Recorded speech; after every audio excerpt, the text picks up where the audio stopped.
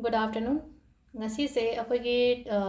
3 portal di tabane adu taragasu 3 portal gi wa khatang nattabidane exam gi hai tare ko main oina 10 12 adagi ate government exam try tawriba ngang gi oina ko switch word kumba khatang ai share tawroke ko adu sigi switch word natraga angel number se parents na tobirasu yai ko parents na tobirasu yai haragadi kamaina no haide angang de mu laik pa matamdula adi si jo chant tawo natraga si iyo kholo hai matamda haidi moida like to like pa matamdu da kai dana bagi damak ta hai tarako parents to biba ma natraga na haidi minute tara khatang hai do ga haidi punghai ma hai sine ko ayuk ta minute tara nundin da minute tara natraga nungdang da minute tara haidi pung kumari like ti paraga di leite na ko ngai se ngatang hawgalaga mana tv engwa matam chaba matam adai kan dum haidi wakhan je da mind da solo se hai ba ngai gi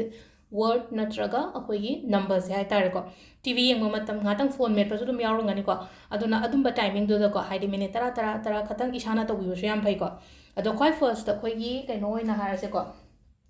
word oina har se ko word sa petang yeng biu ko ina se da ithoga le ko khoi first da exam gi oina hai tare ko hozik se angang gi exam gi oina si se kamai to ke ha da chanting budi yam pharani ko chanting to ga di yam phai chanting to ba ngam dre na khala se ado yari ngai di ai gi oina suggestion har ga di chanting to biu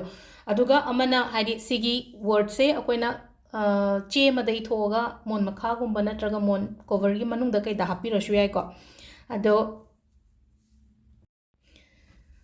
kwai ham bagi se ko exam gi oina ado sida iri se ubudi ubiramani ko aina chaunu sketch pen ire ko ibode si makha gi ani sengai ko matha ki se hana main oina exam gi oina ko ado exam gi se kai no ha ma samse da deep passion wisdom zeal for genius learn ko si se akoina chant to boya ba minute tara khatang chant to biwa na traga aina haido chant to chant su tawraga mon makha da thamasu yai ko mon makha da amasu itho thamena ko ado minute tara khatang akoina mama na orsu dum chant to biwa yai ko angang gi oitara ga de 10 12 kumba thaba angang oiraga di natabida atai exam gumba leina ka government exam gumba thadoine khotoine ka haragadi isana su ngatang matam kai tho to biba hai tare ko adu se aina hai se minute tara chan to wa se kamaina to doino hai kan se da deep passion wisdom zeal for genius learn deep passion wisdom zeal for genius learn kan chmaina to raga oina 10 minutes hai di alarm set taraga tara minute tara ayuk to ko adai kan du da hai di ko wakhan da di khan doine ba hai di ai du exam to clear oire pass to re haina du maina ko adu si sina khoi first exam gi lena ko aduga mathang gi sina hai di life da change porake haraga di ko sida hai se ko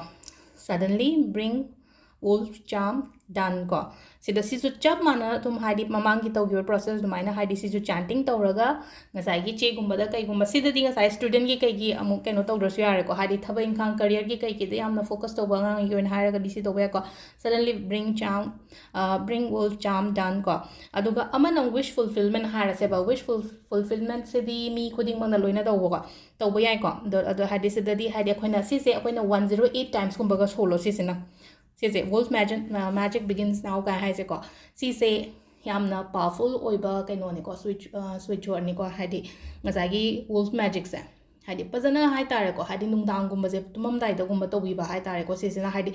सिसिना आइन हाय से अहुम लकुम बतो न को अदु सिसु दुम अहुम लकुम बतो बियो सिदि अमुक तंग तोर सो अमुक तंग तोबो द हादि चाम निपान गुम बतो बियो बा अदु सोन गदब चांस ना कमाइना no हादि wolf magic begin now न ताइ तरो सोन बिगदब को अदो सिसिना अहम बगिसिना अखोइगी स्विच वर्ड लेरे को नंबर्स सु कितंग हैपे शेयर तोरमाइ को हादि वीडियो सेमिंग सिदा क्वाइ फर्स्ट किसिना अखोइ केनो ओइदोनि को only just for exam pass तौनब खतंग गवर्नमेंट एग्जाम के कागी नाते को ओनली हाजिक 10 12 थारी बंgai gi hai tare ko angang se shole kai ha se ba hadi confident lei tabo do koi da angang se pass to bangam gadra na traga ngamoidra hai ba gi ko adu sida koina mana keno iga tabo keno se ko hadi magi left side ki कोई की पाम्बोम गुम्बा कई गुम्बा हाय तारे को foot मनुंग गुम्बा दे इबियो बसे से को हाइदि नत्रगा ममा ने इरसु याय को मचागी दमकता हाइदि एंगांग से एग्जाम दो क्लियर ओइरे ना हाइदि 10 और 12 से अंगांग पास तौरे एंगांग से फजना हाइदि मार्क असु गुसु फंगागा एग्जाम से क्लियर ओइरे ना को नंबर से सीधे इथोगा दि लेरे को हाइदि 5410900066 चान तो मतम दो को हाइना हाइदि 541 फाइन फाइन तो गनो बा हाइदि सिंगल नंबर से क्लियर ओइना मेंशन तो बिबा हाइ तारे को हाइदि अमम हाइदि मागी आइडेंटिटी हाइ तारे को नंबर सिगी हाइदि मे सेंग बम्बियो हाइदि 90 66 काइना दुमाइना हाइब नतब को 54 1090066 ko smaina gumba adu si simal lere ko khoi first ki examples to mathang isna hadi parasu phade kawe kholen harpa he yawina ko sidana mo kai tawgadagi hai kan sida akhoi gi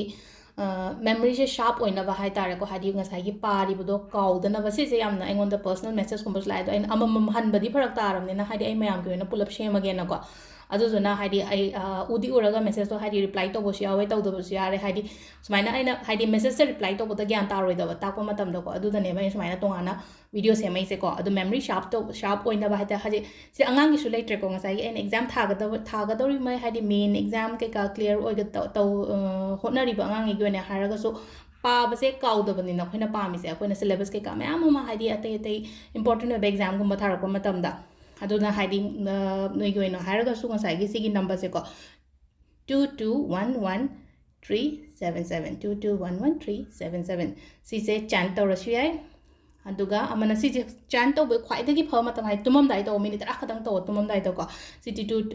2211377 11377 ko CCG keno se hai tare ko memory sharp hoina bagi damakta